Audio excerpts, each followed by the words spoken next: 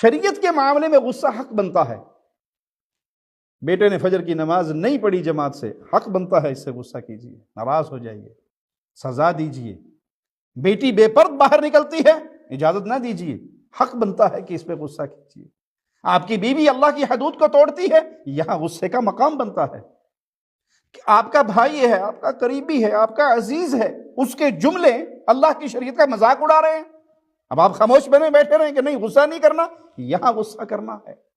موسیٰ علیہ السلام کی قوم جب خالق و مالک سے منہ موڑ کر ایک بچڑے کی پوجا کی طرف چل پڑی تو پھر قرآن حکیم کی آیت کو سنیے. وَلَمَّا رَجَعَ مُوسَىٰ إِلَىٰ قَوْمِهِ غَضْبَانَ أَسِفًا قَالَ بِئْسَ مَا خَلَفْتُمُونِي مِن بَعْدِي.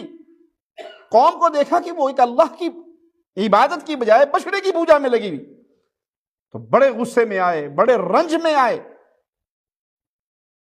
اپنے بھائی کے سر اور داڑھی کے بالوں سے پکڑا. یہاں غصے کا مقام بنتا ہے.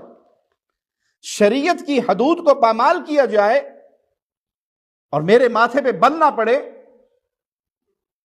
میں اپنے گھر کے اندر اللہ کی شریعت کے حکموں کو ٹوٹتا ہوا دیکھوں، میری اولاد، میری بیوی، میرے عزیز، میرے بھائی، اور میں خاموشی سے بیٹھا رہوں، تو یہاں میں نے گونگے شیطان کا کردار ادا کیا ہے.